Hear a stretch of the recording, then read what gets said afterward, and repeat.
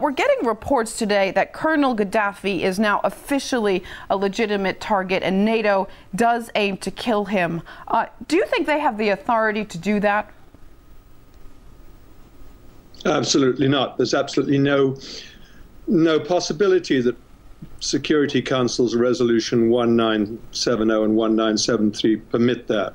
The resolutions, as you well know, were to try and ensure the safety of civilians. How this is transferred into an assassination attempt, which they've been trying for weeks now, of course, is beyond any reason.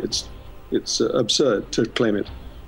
If I were to ask you to go into further detail about how you would describe the alliance's methods for regime change in Libya, what would you say? Well, they've obviously been trying to kill Gaddafi. They've flown now, I think it's 10,000 missions, NATO, the air missions, of which about 3,500 have been bombing. Actually, what it really is testament to the futility of the entire military operation. It's clear that the rebels have no military clout whatsoever. They're mere a decoration on the NATO enterprise, which is to overthrow the government of Libya, which, of course, the French, right at the beginning of March, declared the rebels the legitimate government, and now Britain has followed suit, the United States has followed suit.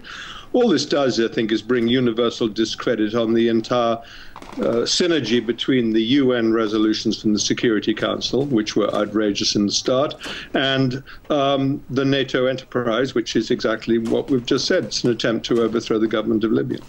I spoke to Secretary General Anders Fogh Rasmussen on Thursday and asked him about the mission. He said that NATO in no way is aiming to kill civilians or individuals in any way, but at the same time we get reports constantly of civilian casualties. Do you think we're going to see the same kind of cleanup that we saw after Yugoslavia?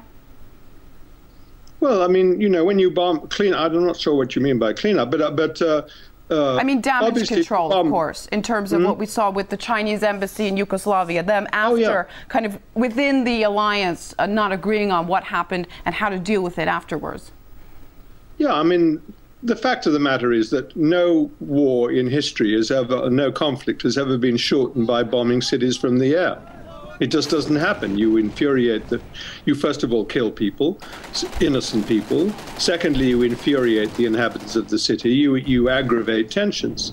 The other day, the International Crisis Group, which is an independent, fairly reasonable group of retired diplomats and so forth, said that the entire NATO exercise, the way it's been conducted, is ensuring the prolongation of it.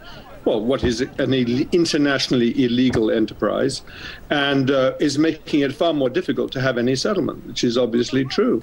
What is distasteful is to see the collusion of the International Criminal Court, which the day after they accelerated their raids last Tuesday, immediately came forward with these new accusations of Gaddafi's crimes against humanity, an international mighty rape program, which has been denounced as almost certainly untrue by Amnesty International just now. In fact, if you look at the entire history, there's almost no serious data given to the claims that Gaddafi was committing so-called crimes against humanity, genocide, or even major massacres. Mr. Coburn, I'd just like to turn to Syria quickly while we have time. Some key NATO members are pushing for a new resolution against the regime in the country, something Russia and China strongly oppose. Do you think it will be passed? No, I don't think so. But obviously, I think, there'll be a certain amount of caution, even perhaps on the part of the United States. I don't know. I don't think it'll pass. All right. Well, thank you very much for your time. Alexander Coburn joining us live via broadband from Washington State. Well, more speculation has been raised on the reasons for NATO's intervention in Libya. And as RT's Laura Emmett reports, the organisation may have been trying to prevent Gaddafi from burying the American buck.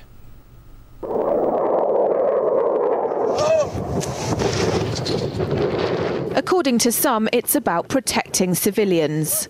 We must not tolerate this regime using military force against its own people. Others say it's about oil. The only reason they're interested with Libya is about the oil. You'd think we'd be in Iraq if the major export there was broccoli. But some are convinced intervention in Libya is all about currency, specifically Gaddafi's plan to introduce the gold dinar, a single African currency made from gold, a true sharing of the wealth. It's one of these things that you have to plan almost in secret, because as soon as you say you're going to change over from the dollar to something else, you're going to be targeted. There were two conferences on this. One in '96 and another one in the year 2000, called the World Mataba Conference, organised by Gaddafi. And everybody was interested, and I think most countries in Africa were keen. Gaddafi didn't give up. In the months leading up to the military intervention, he called on African and Muslim nations to join together to create this new currency that would rival the dollar and euro. They would sell oil and other resources around the world only for gold dinars. It's an idea that would shift the economic balance of the world. Countries' wealth would depend on how much gold they have, not how many dollars they trade. And Libya has 144 tons of gold. The UK has double that, but 10 times the population. If Gaddafi had an intent to try to reprice his oil or whatever else the country was selling in the global markets and accept something else as a currency, or maybe launch a gold dinar currency, any move such as that would certainly not be welcomed by the power elite today who are responsible for controlling the world's central banks. So yes, that would certainly be something that would cause his immediate dismissal and the need for other reasons to be brought forth for removing him from power. It's happened before. In 2000, Saddam Hussein announced Iraqi oil would be traded in euros, not dollars. Sanctions and an invasion followed. Some say because the Americans were desperate to prevent OPEC from transferring oil trading in all its member countries to the euro. The UK's gold is kept here in a secure vault somewhere in the depths of the Bank of England. As in most developed countries, there's not enough to go around. But that's not the case in places like Libya and many of the Gulf states. A gold dinar would have given oil-rich African and Middle Eastern countries the power to turn around to their energy-hungry customers and say, sorry, the price has gone up and we want gold. Some say the US and its NATO allies literally couldn't afford to let that happen. Laura Emmett, RT, London.